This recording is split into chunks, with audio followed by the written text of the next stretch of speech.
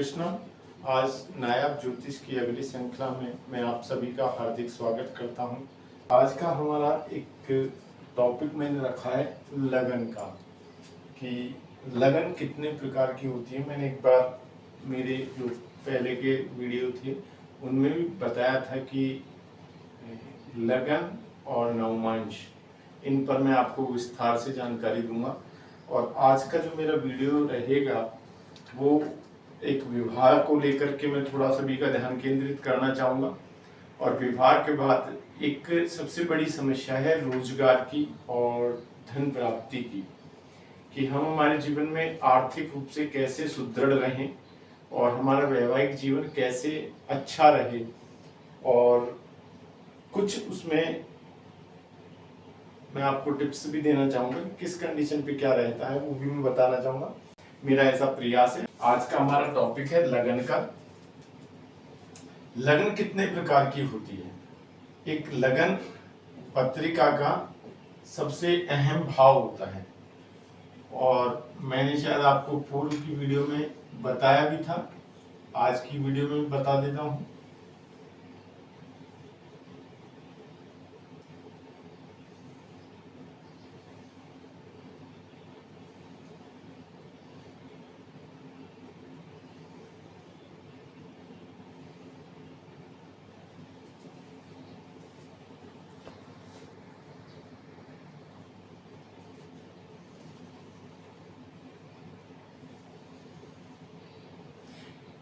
इसको हम लगन कहते हैं।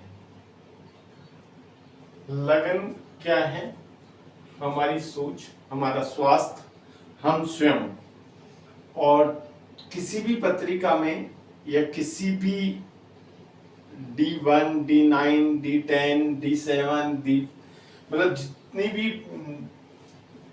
पत्रिकाओं के भाव होते हैं उनके अनुसार, जैसे इस प्रकार के पाराशर जी ने इनके चार्ट दिए हैं, उसमें सब में ही लगन का विशेष महत्व है। अब ये लगन होती कितने प्रकार की है, और इनका पाराशर जी के अलावा भी जो हमें पढ़ने को मिलता है, मैं आज सभी का ध्यान केंद्रित करना चाहूंगा। लगन सबसे मजबूत होना जरूरी है, लगन का और लग्नेश का। लगन में हम देखते हैं तो जन्म लगन,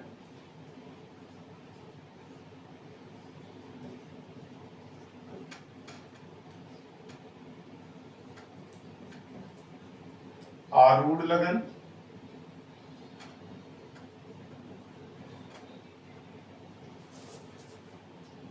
पद लगन,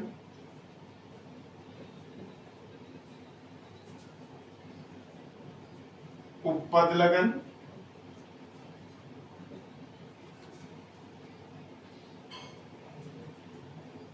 श्वास लगन,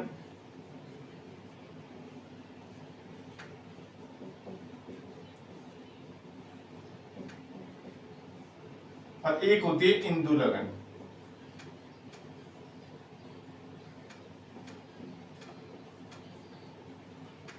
आज हम जो आज का अपना टॉपिक है वो केवल इन्हीं ही लगनों को सीखना है, इन्हीं को देखना है, इनसे हम क्या चीज देखते हैं। और मेरा जो टॉपिक था आज का, मैं सभी का ध्यान जो केंद्रित करना चाहूंगा, एक तो विवाह,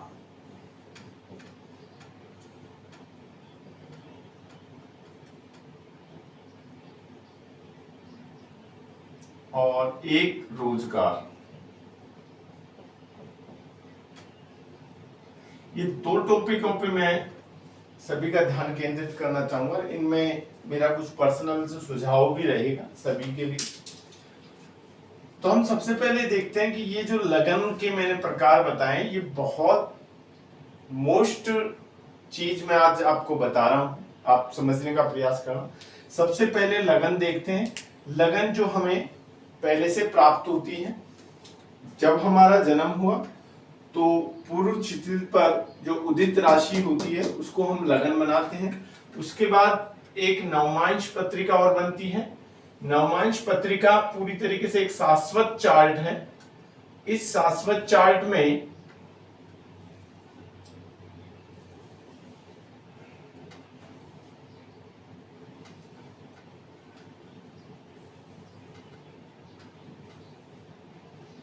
यदि हम इसको D1 कहें और इसको नवमांश पत्रिका को D9 कहें, दोनों पत्रिका हमारे सामने है। मैंने इसमें कोई राशि नहीं रखी है, ना कोई ग्रह बैठाया है, लेकिन आपको समझाने के लिए मुझे इसमें ग्रह भी बैठाने हैं, उनकी डिग्री भी बैठानी है। और हमको ये सारी लगन प्राप्त जब होंगी जब हमको ये चीज प्राप्त होगी पहले से। एक इंदु लगन का जो टॉपिक है वो एक अलग से रहेगा, वो आर्थिक सुदृढ़ता के लिए रहता है देखने के लिए, वो मैं आपको कभी और बता पाऊंगा। बाकी की आज लगनों पर अपन ध्यान केंद्रित करेंगे। लगन मैंने पहले बताया था कि लगन और लग्नेश की पोजीशन अच्छी होना जरूरी है, क्योंकि जब हमारा स्वास्थ्य यदि सही नहीं रहेगा, हम खुद ही यदि सही नहीं रहेंगे, तो और भावों पर हमारा ध्यान ना तो हम केंद्रित कर पाएंगे, ना उसका हम लाभ ले पाएंगे। यदि हमारा धन भाव बहुत मजबूत है लेकिन लग्न और लग्नेश पीड़ित है, तो इसका मतलब हमारा स्वास्थ्य सही नहीं है, तो हम पैसे का, धन दौलत का क्या करेंगे। तो कुल मिला के सबसे पहले लगन पर ध्यान केंद्रित करते हैं। अब हमें देखना है सबसे पहले कि हमको जन्म लगन प्राप्त हो चुकी। अब हमको सबसे पहले जो देखना है, मैंने यहां जो रोजगार की मैं बात करना चाह रहा हूं, सबसे पहले उस पर ध्यान लूंगा मैं सभी का। महर्षि पाराशर जी ने एक बात कही है,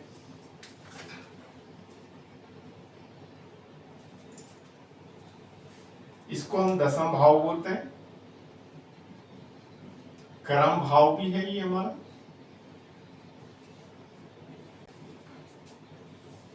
दसम भाव के अंदर इसमें एक चीज और मैं आपको बता देता हूं।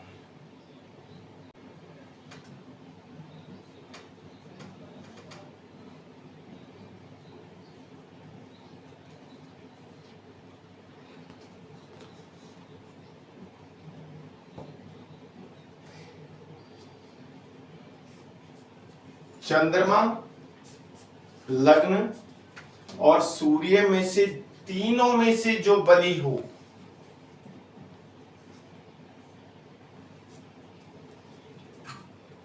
उसको D9 में देखें और उसके वो जिस राशि में हो, इन तीनों में से पहले देखो बली कौन है, बली होने के बाद ये देखो D9 में वो कौन सी राशि में है, उस राशि के स्वामी के अनुसार व्यवसाय करना लाभकारी रहता है। पहली बात रोजगार के लिए बता रहा हूं, ये एक एक चीज ये हमें फल दीपिका से मिलता है। अब इसके अलावा ये एक चीज, दूसरी चीज क्या हुई, दसम भाव का स्वामी D9 में किस राशि में गया है, दसम भाव का स्वामी D9 में किस राशि में बैठा है, उस राशि के स्वामी के अनुसार आप व्यवसाय करें तो आप अपने जीवन में अच्छी प्रोग्रेस प्राप्त करेंगे। ये सारी चीज मैं वो बता रहा हूं जो कि पाराशर जी ने बताई। अब मैं ये कहता हूं ये जो चार्ट है वो इसकी थोड़ी चलनी लगा के, यानी इससे भी बेटर इसमें बैठे ग्रह, उनको बेटर जो रिजल्ट जो मिलेगा वो इसको देखकर, इसके बिना अपन केवल इसको देख करके ही फलित कर दे, वो अपने लिए ठीक नहीं है, वो गलत होगा। इसकी चलनी है, ये यहां एक चलनी है, इसमें से जो अच्छी है चीज जो हमको देखनी है, इसकी जो अच्छाई है या बुराई है वो यहां से मिलेगी हमको, वो अच्छा है या बुरा। इस D1 की अच्छाई और बुराई का आकलन हम यहां से ले सकते हैं कि भाव या राशि का मालिक स्वामी वो यहां पर बैठ करके सही रिजल्ट देगा या नहीं देगा, उसकी क्या पोजीशन है, उसकी वास्तविकता को आकलन करने के लिए D9 का होना जरूरी है। अब मैंने आपको दो चीज बता दी, एक तो लग्न, चंद्र और सूर्य, तीनों में से बली, एक मैंने बोला दशमेश की राशि, और इसमें भी मैंने बोला इन तीनों में से दशम की राशि।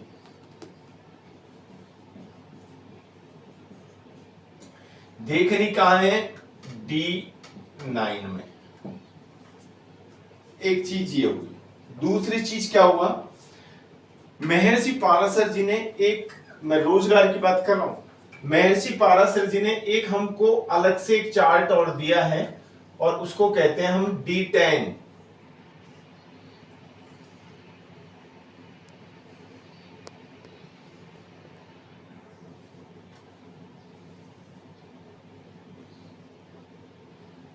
इसको हम कहते थे D10, और उससे भी हम कर्म ही देखते हैं, लेकिन ये कर्म हमारे जीवन के संपूर्ण कर्म इस D10 से देखे जाते हैं, न कि रोजगार के। अब रोजगार पे हमको फोकस करना है क्योंकि हमको आज बात रोजगार की करनी है। तो एक सूत्र वहां पर भी हमको मिलता है कि D10 के दशम भाव में जो राशि हो, D10 के दशम भाव में जो राशि हो, उसी राशि को लगन बना दो, लगन में ले लो उस राशि को, बाकी के ग्रहों को ज्यों का त्यों बैठा दो, जिस राशि में है वैसे उसको देखें और फिर आकलन करें, तो हमको रोजगार में अच्छी प्रोग्रेस देखने को मिलेगी या मिलती है।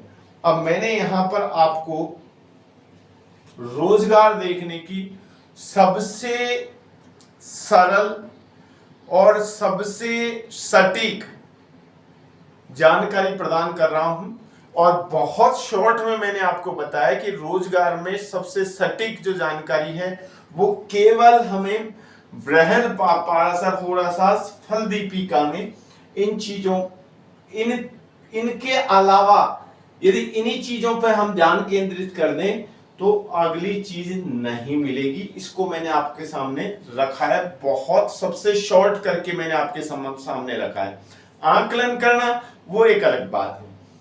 फिर एक बार मैं रिपीट कर रहा हूं, समझने का प्रयास करें। लगन पत्रिका में पहले ये देखें कि लगन बली है, चंद्रमा बली है, सूर्य बली है। बली जो है उसकी 10वीं राशि या दशमांश मतलब दशम भाव की राशि को D9 में देखें, उसके अनुसार चयन करें रोजगार का। पाराशर जी ने D10 दिया है, उसको बोला है कि ये कर्म है, लेकिन इस कर्म में संपूर्ण कर्म आते हैं। इस संपूर्ण कर्म में यदि हम कर्म को लें, 10वें भाव को लें, यदि इसको लगन बना दें और फिर हम इसको देखें तो इससे हमें बहुत सटीक जानकारी हमको मिलती है। एक तो बात होगी ये। अब अगली बात आती है,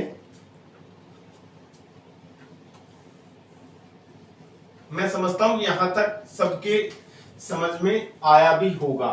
फिर भी यदि किसी के समझ में नहीं आया तो आप में से कोई भी कभी भी कमेंट्स करके, और आगे भविष्य में आप सभी का सहयोग रहा तो मैं लाइव पर भी आने की कोशिश करूंगा, और क्योंकि इस लाइव पे आने के लिए कुछ पैरामीटर सभी क्लियर करने होते हैं। अब हम बात करते हैं, ये बृहद पाराशर होराशास्त्र और फल दीपिका की बात करता हूं। अब हम बात करते हैं, हमारे पास D1 है, D9 है। अब हमें ये देखना है कि पद लगन क्या है, इस पर हमारा थोड़ा सा फोकस करेंगे, और इस पर जब हम फोकस करेंगे तो आरूढ़ लगन पर भी हम अपने आप फोकस कर लेंगे। इस पे जब फोकस करेंगे तो उपपद लगन पर भी आ जाएंगे, और फिर श्वास लगन पे भी बात आएगी, और एक लगन और अपनी रहेगी, वो थी कारकांश लगन।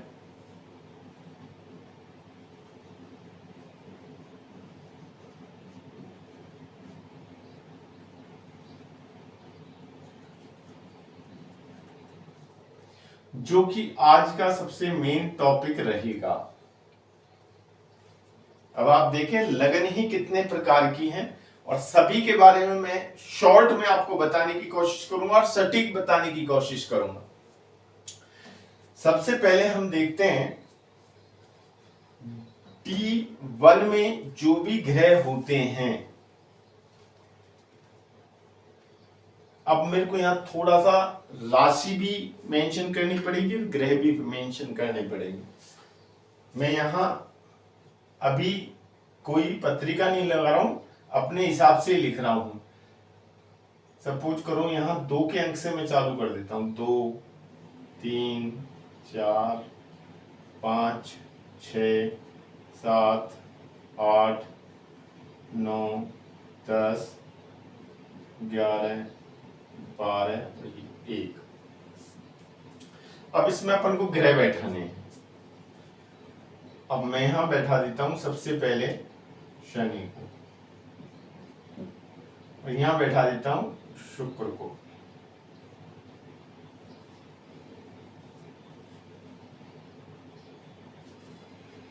चंद्रमा को, बुध को,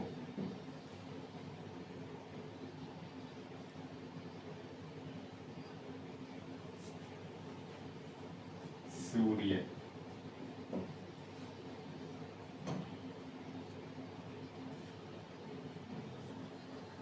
और यहां ले लेता हूं मैं मंगल।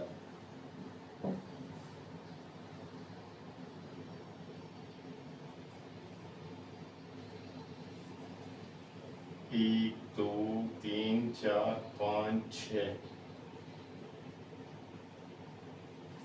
क्या हुआ? सोम, मंगल, 10।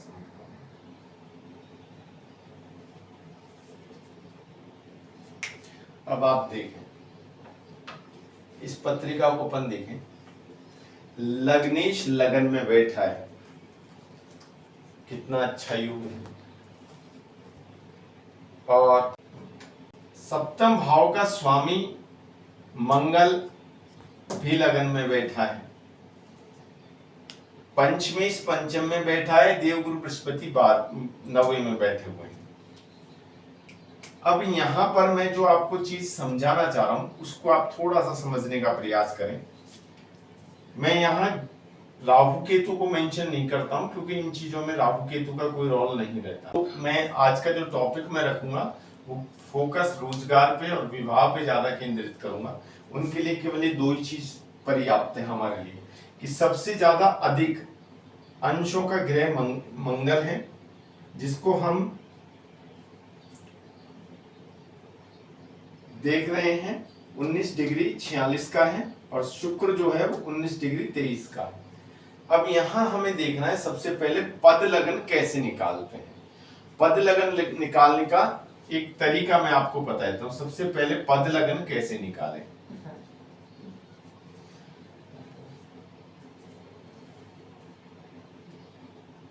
जब लग्नेश लगन में बैठा है, ठीक है, इसको मैं अभी आपको थोड़ी देर के लिए मैं यहां से शुक्र हटा रहा हूं भाई, और लग्नेश को मैं बैठा देता हूं, यहां बैठा देता हूं। लग्नेश लगन से जितनी दूरी पर गया उतने ही घर में आगे जाकर के हमारा पद लगन निकलता है। जैसे लग्नेश 1, 2, 3, 4, 5, 6, 7, 8 8वें भाव में है। लग्नेश अपने भाव से 8वें भाव में है, तो हमको 8 भाव आगे चलने पड़ेंगे। तो 1, 2, 3, 4, 5, 6, 7, 8। यहां ये जो 4 का अंक है, इसको यदि हम लगन बना दें,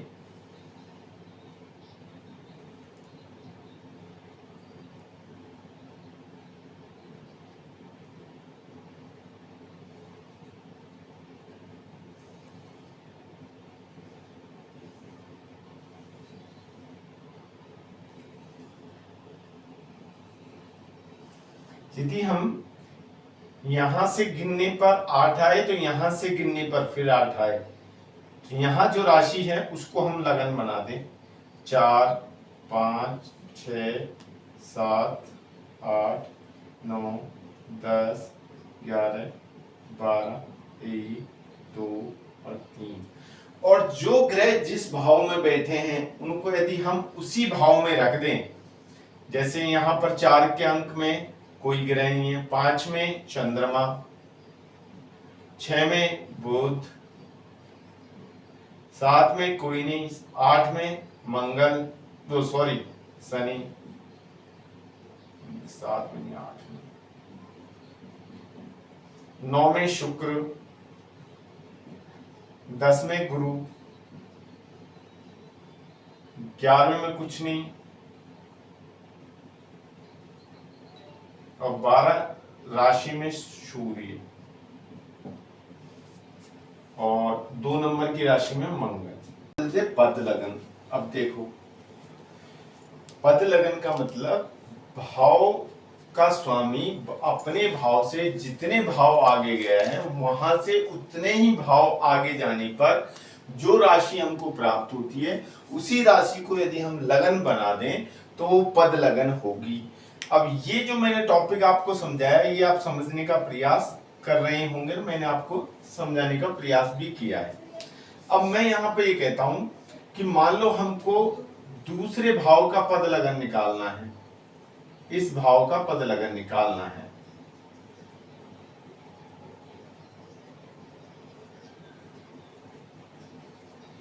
तो हम यहां से गिनेंगे 1 2 3 4। अब यहां से गिनेंगे 1 2 3 4। इसको यदि हम लगन बना दें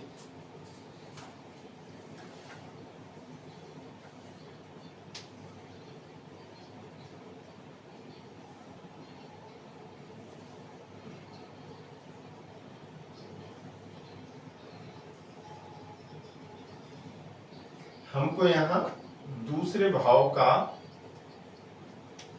पद लगन देखना है। तो हमने देखा कि यहाँ का मालिक बुध है और बुध अपने भाव से 1 2 3 4 भाव आगे है। तो यहां से हम गिनेंगे 1 2 3 4। यदि यहाँ जो राशि आ रही है उसको यदि हम लगन बना दें और यहीं पर 9 10 11 12 1 2 3 4 5 6 7 8 और यहीं पर जो ग्रह जहां बैठा है उसको वहीं बैठा दें तो हमको दूसरे भाव का पद लगन आ जाएगा।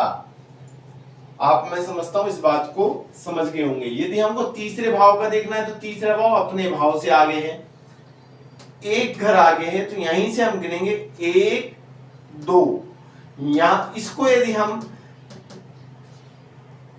कन्या राशि यहां बैठा के यदि लगन बनाए और सारे ग्रह ऐसे कैसे बैठा देंगे तो ये पद लगन निकल कर आ जाएगी। अब मैंने आपको यहां जो पहला जो टॉपिक बताया था पद लगन का, उसमें मैंने आपको बताया था यदि लग्नेश अपने भाव से जितने भाव आगे है उसको उतने ही भाव यदि हम आगे गिने तो जो भी राशि निकल के आए, जैसे यहां से लग्नेश आ गया था 8वें भाव में, हमने यहां से गिना तो 8वें भाव से 8वां भाव क्या हो गया, तीसरा हो जाएगा, अष्टम से अष्टम। तो यहां पर जो राशि है उसको हमने लगन बनाई और सारे ग्रहों का जो का त्यों बैठा दिया। इसको हम आरूढ़ लगन कहते हैं। अब मैं यहां पद लगन को मिटा दूंगा और यहां हम कह देंगे आरूढ़ लगन।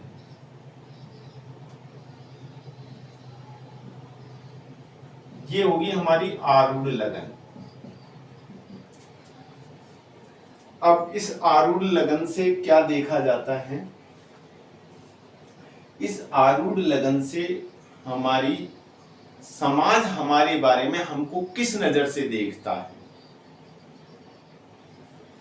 उसका आकलन आरूढ़ लगन से बहुत अच्छी तरीके से देखा जा सकता है। जैसे अब यहां पर लग्नेश चंद्रमा है, चंद्रमा अपने भाव से एक घर आगे है, ठीक है। देवगुरु लगन देवगुरु बृहस्पति से दृष्ट है, हालांकि देवगुरु बृहस्पति कष्टेश भी हैं, नीच राशि के हैं, लेकिन भाग्येश भी हैं। देवगुरु बृहस्पति की दृष्टि में अमृत होता है, तो लगन को ये देख भी रहे हैं, लोगों के सामने हमारी जो सोच आचार विचार थोड़ा सा चंद्रमा की वजह से अस्थिर रहेगा, लेकिन लोगों से हमको सम्मान मिलेगा, लोगों की नजर में हम पैसे वाले भी होंगे, क्योंकि धन भाव का स्वामी भाग्य भाव में बैठा हुआ है। इसका भी हमको ध्यान रखना चाहिए। लोगों के सामने जो हमारी रेपुटेशन जाएगी, लोग हमें किस भाव से देखते हैं, वो हम आरूढ़ लगन से बहुत अच्छी तरीके से पता कर सकते हैं। मैंने आपको पद लगन बता दी और आरूढ़ लगन बता दी। अब मैं आपको यहीं की यहीं उपपद लगन भी निकालना बता देता हूं। फिर भी यदि किसी को कोई दिक्कत आ रही हो, समझने में कोई दिक्कत है, तो आप मुझसे चाहे व्हाट्सएप पे कांटेक्ट कर सकते हैं या फोन पे कांटेक्ट कर सकते हैं। लेकिन थोड़ा ये ध्यान रखना कि मैं थोड़ा बिजी भी रहता हूं, तो बैक कॉल कर लूंगा। आप एक बार मुझे कोई भी चीज समझ में नहीं आए तो आप बता जरूर देना। जैसे मैंने पद लगन बताई थी, उसी प्रकार से हम देखेंगे कि उपपद लगन कैसे निकाली जाती है।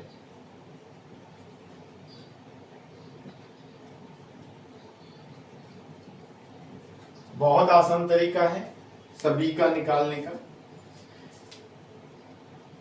लग्नेश को यदि मैंने यहां बैठाया तो हमने देखा लग्नेश कितने भाव आगे गया।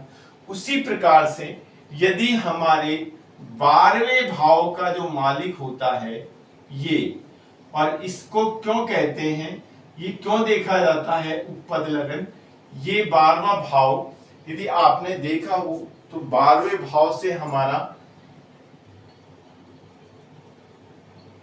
बैड प्लेजर या संज्ञा सुख भी देखा जाता है, और उसके लिए विवाह के लिए बहुत मोस्ट रहता है 12वां भाव। आपने कभी भी आकलन किया होगा, विवाह के समय पर भी इसका बहुत दशा अंतरदशा सूक्ष्म अंतरदशा में कहीं न कहीं रोल इसका जरूर आ जाएगा 12वें भाव का।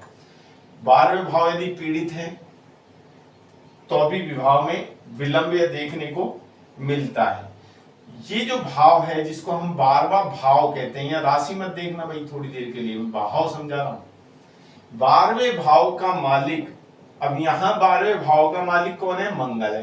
मंगल अपने भाव से कितने भाव आगे हैं, एक भाव आ गए।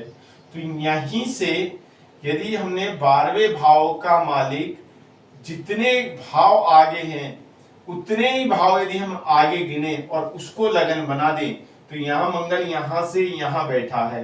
सपोज करो मंगल यहां नहीं होता, मान लो मंगल यहां होता, ये बहुत एक चीज आ जाएगी समझ में, फिर मैं आपको बताऊंगा। मंगल यहां से आता है तो 1 2 3 4 5 6 7। अब यदि मैं 7वें भाव में जाता हूं तो 1 2 3 4 5 6 7, ये तो वापस भी हुई है। तो इस मैंने यहां मंगल को क्यों यहां बैठाया है उसके पीछे भी आपको लॉजिक बता देता हूं। पद लगन जब भी हम बनाते हैं, चाहे वो कोई सी भी लगन हो, आरूढ़ लगन हो, पद लगन हो, उपपद लगन हो, कभी भी बनाते हैं तो हमेशा ध्यान रखना कि लगन या सप्तम भाव की आने पर उस घर से या उस भाव से 10 घर आगे जाते हैं। 10 भाव आगे जो राशि होगी उसे लगन बनाकर फिर हम ग्रहों को बैठाते हैं। अब यहां से यदि हम चले तो मंगल 1 2 3 4 5 6 7, 1 2 3 4 5 6 7। अब यहां से हमें 10 भाव आगे चलना पड़ेगा। 1 2 3 4 5 6 7 8 9 10। तो हमारी लगन जो उपपद लगन आएगी वो क्या आएगी? कन्या, वो सॉरी, मकर लगन आएगी। और उसके बाद हमें मकर लगन के बाद कुंभ, मीन, मेष, वृषभ, मिथुन, कर्क, सिंह, कन्या, तुला, वृश्चिक और धनु। भावों को हमने बैठाए, अब ग्रहों को बैठा देंगे। 5 नंबर में चंद्रमा, 6 में बुध, 7 में मंगल, 8 में शनि, 9 में शुक्र, 10वीं राशि में गुरु और 10वां भाव खाली, 12वीं राशि में सूर्य। बस हो गए सारे ग्रह। राहु केतु को हमने यहाँ पे लिया ही नहीं है क्योंकि उनका यहाँ बहुत ज्यादा कोई रोल था नहीं, ये केवल समझाने के लिए है। 1 3 2 5 6 और ये चंद्रमा हो गया, ठीक है। अब हमें ये देखना ये है, यदि किसी भी पत्रिका में जब वैवाहिक जीवन को हम देखते हैं तो एक छोटी सी चीज मैं आपको बता देता हूं, ये मैं थोड़ा सा बाद में लिख दूंगा वापस से। जब हम बात, ये देखी क्यों जाती है, ये केवल विवाह के लिए देखी जाती है। देखो D1 में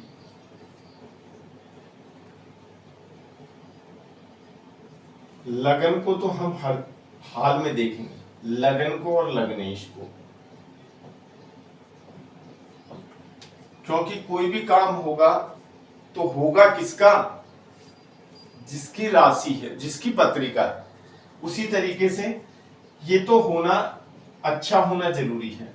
उसके बाद विवाह की बात करेंगे तो सप्तम भाव,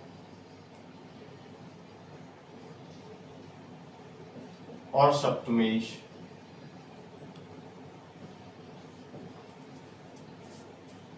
अगली बात करेंगे नवम भाव, पंचम भाव और 12वां भाव।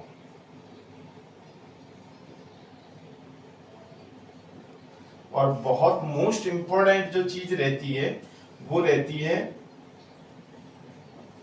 द्वितीय भाव, अष्टम भाव। यदि लड़के की पत्रिका है, सॉरी लड़की की है, तो गुरु को देखेंगे, मंगल को देखेंगे, और लड़के की है तो हम शुक्र को देखेंगे और सूर्य को देखेंगे।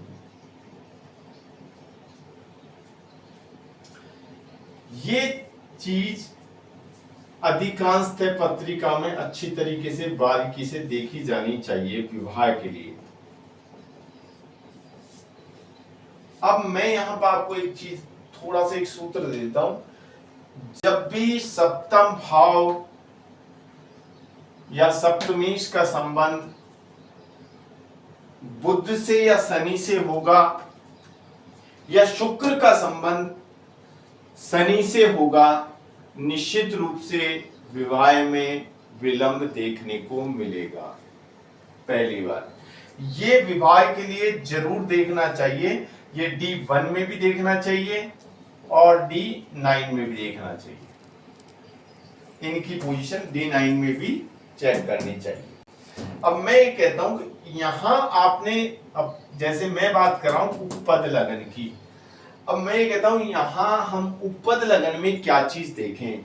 उपपद लगन में हमें विशेष ध्यान देना है सबसे पहले लगन का, सप्तम का, दोनों भावों का, भावेश का, और अधिकांशतः देखना है द्वितीय भाव और अष्टम भाव का।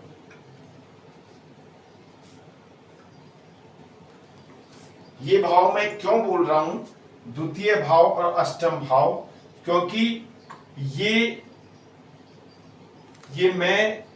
मेरी पार्टनर और ये मेरा ससुराल और ये मेरी पार्टनर का ससुराल, तो ये दोनों भी क्लियर होनी चाहिए। यदि इन दोनों पर पाप ग्रहों की दृष्टि आ रही है और वो चीज यहां से क्लियर हो रही है उपपद लगन में, तो निश्चित रूप से विवाह बहुत अच्छा नहीं जाएगा। यदि पाप प्रभाव आगे इस कंडीशन पे यदि हम पत्रिका को देखते हैं, D1 में भी देखें, D9 में भी देखें और उपपद लगन से भी हमें पता लग रहा है, तो सबसे पहले हमको जो 12वें भाव में जो भी कुछ राशि आई है उस राशि का राशि स्वामी जहां बैठा है, जिस भी भाव में बैठा है, जैसे 10 नंबर मकर राशि में बैठा है, तो निश्चित रूप से हमको एक तो शनि का भी उपाय करना चाहिए, गुरु का भी उपाय करना चाहिए। ये बहुत जरूरी है हमारे लिए। शनि का उपाय करें, गुरु का उपाय करें, तब जाकर के हमारे वैवाहिक जीवन में चल रही कोई भी परेशानी हो वो दूर होने की सिचुएशन आएगी ही आएगी। तो मैं आपको उपपद लगन के लिए बता रहा हूं और इसमें मैंने 2 भाव आपको इंपॉर्टेंट रखे हैं, इन पर विशेष ध्यान दें। जब भी आप किसी से शादी करते हैं तो, या कोई हमसे शादी करता है तो, इन चीजों में यदि दिक्कत है तो हमें निश्चित रूप से 12वें भाव में जो भी राशि है उसका स्वामी कहां बैठा है उससे रिलेटेड उपवास करें, व्रत करें, वो आपके लिए लाभकारी रहेगा। या फिर उसका राशि स्वामी जिस राशि में बैठा है उसकी तिथि पर भी आप उपवास कर सकते हैं, क्योंकि वार और तिथि हमारे पंचांग के बहुत इंपॉर्टेंट पार्टों में से हैं, तो वार और राशि का भी इसमें बहुत महत्व होता है। उसके लिए भी आप कभी भी कोई भी जानकारी लेना चाहे तो बिल्कुल आप कमेंट्स करके बता सकते हैं, मैं देने की पूरी कोशिश करूंगा। लेकिन यहाँ मैं समझ में नहीं आई तो आप दोबारा पूछ लेना चाहे से, लेकिन मैं यहाँ बता रहा हूँ कि इस दिन इस तिथि को और इस वार का भी आप उपवास रख सकते हैं, क्योंकि आपको वैवाहिक जीवन में यदि कोई परेशानी आ रही है तो, और परेशानी स्पष्ट नजर आती है यदि उपपद लगन में दूसरा भाव, 12वां भाव या अष्टम भाव पीड़ित है, पाप स्टारों की दृष्टि आ रही है या संबंध बन रहा है, तो निश्चित रूप से वैवाहिक जीवन में परेशानी रहेगी ही। ये हमें उपपद लगन से पता चलता है। अब मैं आरूढ़ लगन पे आ गया था और आपके उपपद लगन पे आ गया था। अब बात करता हूं, एक बार मैं इनको मिटा देता हूं, फिर आगे का एक चैप्टर ले लेता हूं छोटा सा। फिर भी किसी को कोई चीज समझ में नहीं आई तो आप दोबारा भी कमेंट्स करके पूछ सकते हैं। आप चाहे तो मैं अलग अलग भी वीडियो डाल सकता हूं, लेकिन मेरा आप सभी से अनुरोध है कि आप थोड़ा सा हमारा सहयोग करें।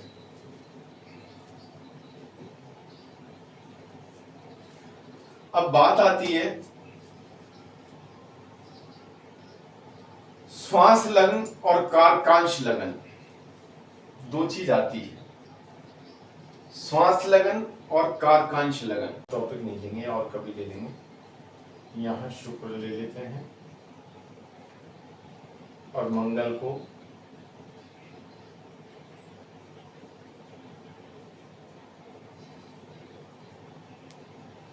अब हम बात करते हैं कारकांश लगन की।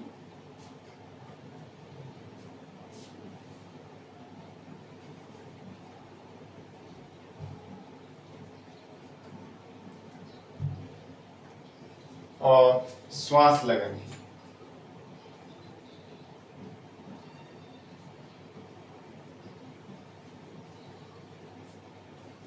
मैं यहां आपके समक्ष 2 लगन बना रहा हूं।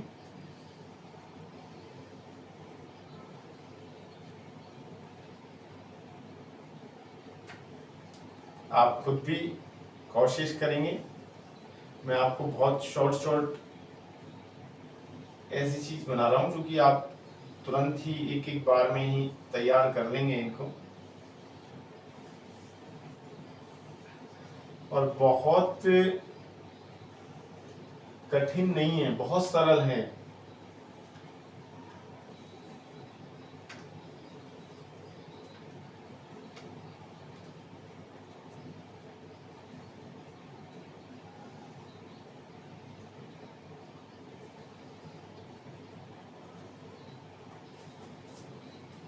देखो, मैंने यहाँ शुरू में आपको कुछ यहाँ लिखा था और वो गृह स्पष्ट के बारे में मैंने बताया था। मैं दोबारा लिख देता हूँ। गृह स्पष्ट हर पत्रिका में नीचे की तरफ आप देखेंगे तो सब में आते हैं गृह स्पष्ट लिखे हुए, या आप चाहें तो गृह स्पष्ट निकाल भी सकते हैं, लेकिन आजकल सॉफ्टवेयर में सारे गृह स्पष्ट किए हुए आते हैं। मान लो यहाँ पर किसी की भी पत्रिका में ये मैंने यहाँ पे 7 ग्रह लिखे हैं, कोई भी ग्रह हम ले लेते हैं। मान लो हमने यहाँ ले लिया शुक्र ले लिया, और शुक्र की डिग्री है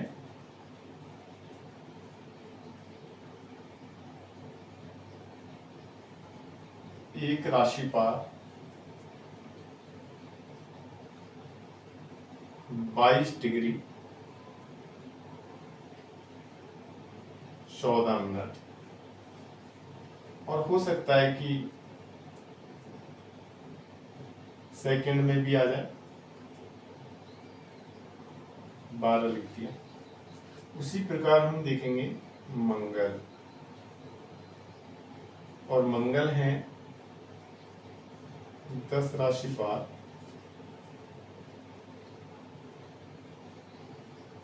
15 डिग्री 11 मिनट और 11 सेकंड। ये चीज, लेकिन हमने ये देखा कि बाकी सारे ग्रह ये 15 डिग्री से नीचे थे।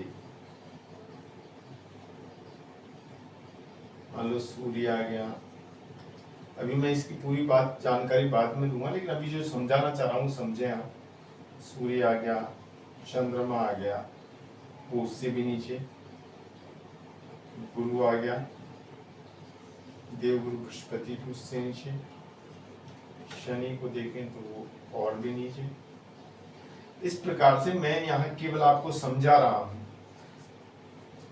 सबसे ज्यादा डिग्री का जो ग्रह है उसको महर्षि जैमिनी ने आत्मकारक का नाम दिया है, जिनको हम जैमिनी ने चर कारक दिए हैं, उस पर अपन बाद में बात करेंगे। आज केवल मैं रोजगार पर फोकस करूंगा। जो चर कारक हैं उन्होंने कहा है कि जो सबसे अधिक डिग्री का ग्रह हो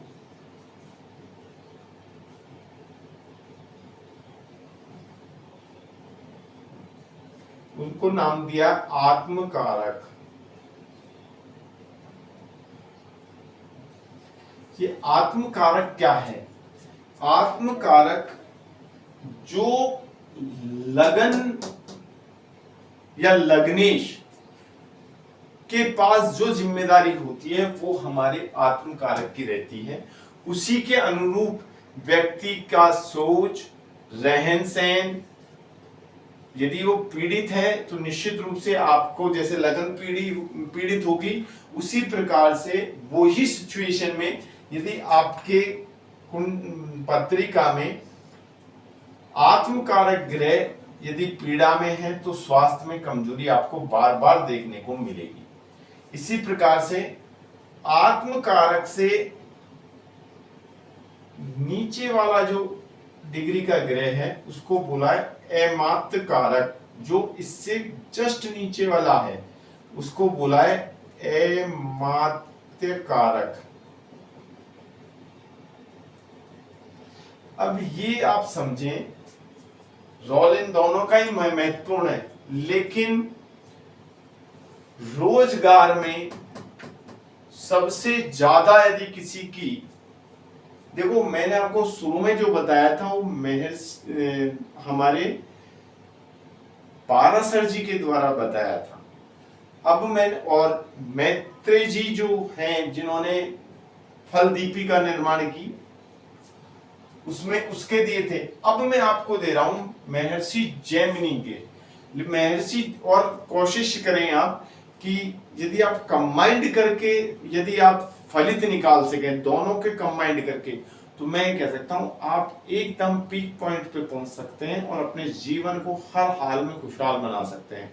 और जो लोग कहते हैं कि रोजगार से वो परेशान है, आज की डेट में हर जगह सबसे ज्यादा बेरोजगारी फैली हुई है। कोई उसको आरक्षण के तुलना में लेता है, कोई उसको कंपटीशन की तुलना में लेता है, कोई जनसंख्या की वजह से लेता है, कोई कहता है सरकार ने जगह नहीं निकाल रखी। लेकिन मैं ये कहता हूं कि हमारे ऋषियों ने, हमारे जो पूर्वज हैं, उन्होंने जो मेहनत करके हमको जो चीज दी है हमने उनकी कदर नहीं की, जिसकी वजह से आज हम बेरोजगार हैं, निर्धन हैं। यदि इन चीजों पे फोकस कर लिया तो निश्चित रूप से आप रोजगार में आर्थिक तरीके से आप आगे उन्नति करेंगे और हर कंपटीशन को फाइट करने की भी आपके अंदर कैपेसिटी होगी। लेकिन क्षेत्र आप खुद चूज करें कि परमात्मा ने आपको किस क्षेत्र के लिए भेजा है। तो मैं यहाँ बता रहा हूं आपको, अमात्र कारक जो ग्रह होता है वो रोजगार का, आर्थिक सिचुएशन का, सबसे ज्यादा पंचम भाव का, सबसे ज्यादा भाग्येश का, सबसे ज्यादा रोल इसके पास रहता है। इसके पास वीटो पावर होती है, जिसको हम कहें वीटो पावर। यदि हमने इस ग्रह को पहचान लिया और इस ग्रह की रेमेडी शुरू कर दी, पहली बात तो सिचुएशन ऐसी बनेगी जब जब ये ग्रह पीड़ित होगा। यदि ये ग्रह बढ़िया है तो आप अपनी लाइफ में अपने आप उन्नति करोगे, तरक्की करोगे। लेकिन किसी भी कारणवश यदि ये पीड़ित है, आपको चेक करना पड़ेगा कि आपके सामने सिचुएशन आ क्यों रही है। तो आप देखेंगे कि अमात्र कारक ग्रह की वजह, पीड़ित होने की वजह से ही आप अपने जीवन में प्रोग्रेस नहीं कर पा रहे हो। ये बहुत बड़ी गिफ्ट हमें हमारे परम पूजनीय महर्षि जैमिनी ने हमको ये एक सौगात दी है, लेकिन हम उनको सजो नहीं पाए। ये जो अमात्र कारक ग्रह, अब इस पत्री का अमात्र कारक ग्रह जो रहेगा वो मंगल है। अब हमें ये देखना है, यहां मैं ये नहीं कहूंगा कि मंगल पीड़ित हो रहा है। मेरा यह सिचुएशन ऐसा नहीं है कि यहां मंगल पीड़ित नहीं है, दसम भाव में है। लेकिन आप थोड़ा ये जरूर देखें कि अब इसको यदि आपको फलित करना है तो इसके लिए आप ये देखें कि यहां मैं लिख देता हूं केतु।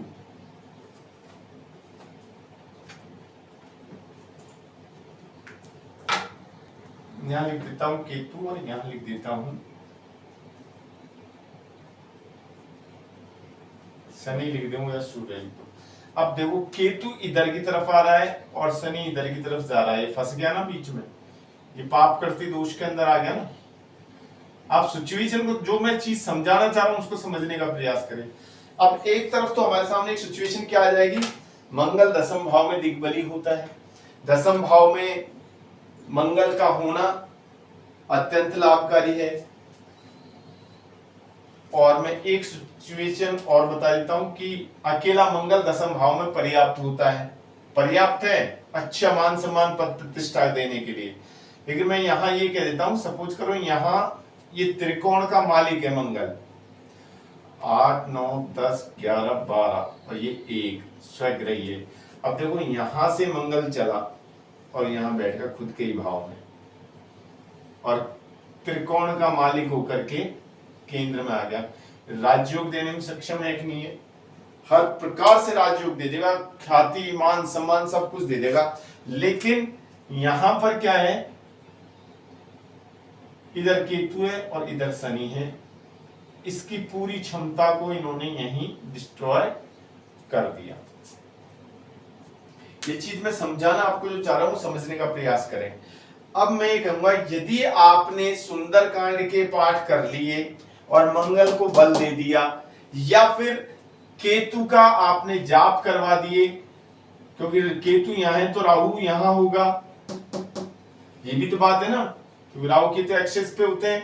तो या आपने केतु के जाप करवा दिए, केतु का दान करवा दिया, सुंदरकांड के पाठ करवा दिए, तो आदमी, क्योंकि आपने उपाय किसका किया है, अमात्य कारक ग्रह का। यदि आपने इस चीज को पकड़ लिया तो आप कभी भी अपनी लाइफ में पीछे मुड़ के नहीं देखेंगे। ये मैं आपको रोजगार का सबसे प्लस पॉइंट बता रहा हूं। अब यहां मैं पहले ही बता चुका हूं कि मैं यहां पर विशेष कोई राशि को महत्व नहीं दे रहा हूं, ना किसी भाव को महत्व दे रहा हूं। मैं जो चीज समझाना चाह रहा हूं उसको आप समझने का प्रयास करें। अब मैं यहाँ पे एक चीज आपको बता देता हूं कि बात आ रही थी अपनी कारकांश लगन की, वो क्यों आ रही थी वो भी मैं आपको बताऊंगा, श्वास लगन की। दूसरा भाव, पांचवा भाव, नवा भाव, 10वां भाव, ये चार ग्रहों पर, चार भावों पर तो इनका पूरी तरीके से वीटो पावर है अमात्र कारक के पास। और यदि देखो धन आपके पास संचित कब होगा, जब आपका अमात्र कारक ग्रह मजबूत होगा। शिक्षा, ज्ञान, पुत्र प्राप्ति, शिक्षा, ज्ञान, सम्मान, ये सम्मान का भी भाव है। और भाग्य और कर्म, ये सबका वीटो पावर किसी अकेले के पास है तो अमात्र कारक के पास है। अब कारकांश लगन का क्या महत्व है वो भी आप देख ले। जब भी पत्रिका में कोई भी ग्रह जो आत्मकारक ग्रह है, यहां समझने का प्रयास करें, आत्मकारक ग्रह यहाँ कौन था, शुक्र था। पत्रिका में जो सबसे ज्यादा डिग्री का ग्रह होता है वो आत्मकारक ग्रह होता है। यदि आत्मकारक ग्रह नवमांश पत्रिका में जिस राशि में जाएगा, सपोज करो यहां शुक्र 10वीं राशि में है,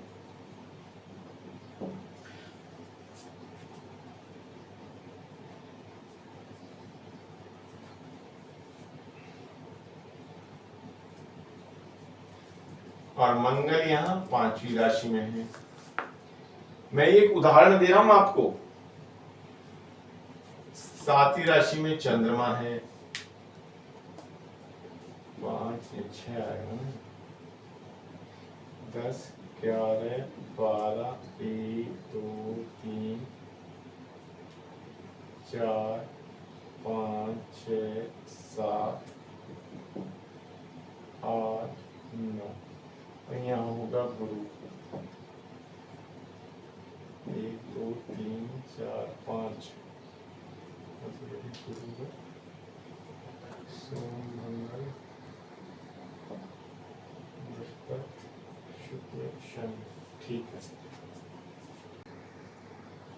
है। मात्र आत्मकारक ग्रह जो कि सबसे ज्यादा डिग्री का है वो शुक्र कहां गया, मकर राशि में। हमने क्या किया कि यहां पर लगन बना ली मकर, 10, 11, 12, 1, 2, 3, 4, 5, 6, 7, 8, 9। अब हमने ये इसकी केवल हमने एक चीज यहां से पकड़ी, आत्मकारक ग्रह नवमांश पत्रिका में किस राशि में गया, उस राशि को हमने लगन में बैठाया। बाकी सारे ग्रह हमें D1 के अनुसार बैठाने हैं। अब सारे ग्रह यहाँ पे देखो, शुक्र कहां बैठा है, 2 नंबर की राशि में, तो शुक्र हमने 2 नंबर की राशि में बैठा दिया। उसके बाद चंद्रमा 5 नंबर की राशि में, चंद्रमा हमने 5 नंबर की में बैठा दिया। और बुध यहाँ 6 नंबर की राशि में है, तो बुध हमने यहाँ 6 नंबर की राशि में बैठा दिया। शनि यहाँ 10 नंबर की राशि में है, तो शनि को हमने यहाँ 10 नंबर की राशि में बैठा दिया। केवल हमको D1 में जो सबसे ज्यादा डिग्री का ग्रह है उसको D9 में जो राशि मिली है उसको लगन बनाएंगे, ग्रहों को D1 के अनुसार ही बैठाएंगे। इसको हम कहते हैं कारकांश कुंडली। अब मैंने आपसे की थी अमात्र कारक ग्रह कारकांश कुंडली में, यहां अमात्र कारक ग्रह मंगल था और मंगल यहां बैठा कुंभ राशि में।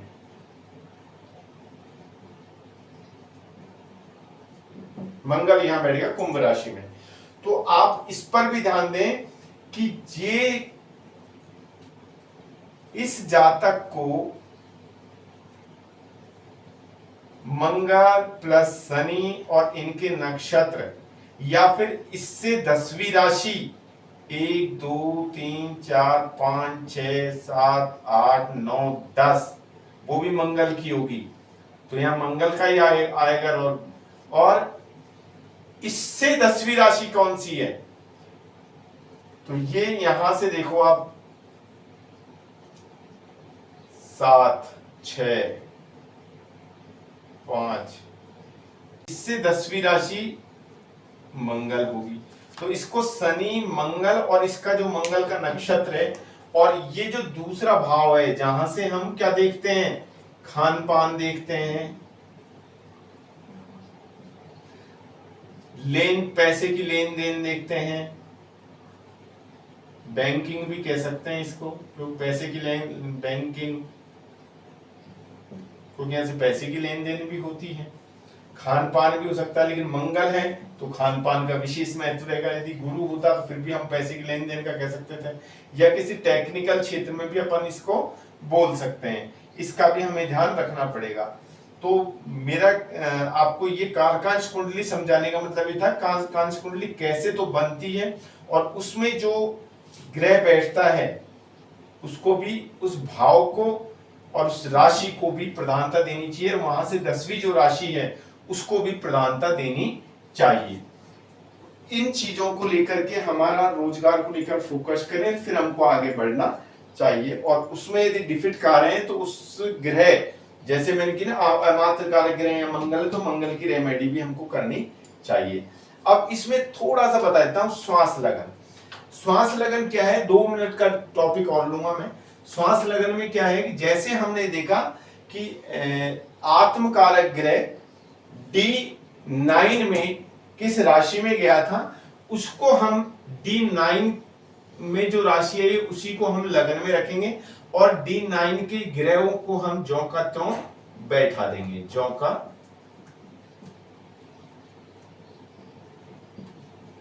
और इसका विशेष जो फोकस रहेगा वो हमें देखना चाहिए लगन पे और दशम पे, इन दोनों की पोजीशन को इसमें आकलन करना चाहिए। ये भी रोजगार पे देखने में हमें सहायता प्रदान करता है। मैं समझता हूं आज मैंने ये वीडियो आपके रोजगार के लिए, विवाह के लिए ध्यान केंद्रित करते हुए बनाई है। फिर भी आपको किसी को कोई इसमें कोई क्वेश्चन हो तो आप दोबारा क्वेरी भी कर सकते हैं और हमारा उत्साहवर्धन करें। मैंने समझाने को आपको काफ़ी प्रयास किया है, फिर भी मुझसे यदि कोई चूक हो रही हो तो आप मार्गदर्शन करें।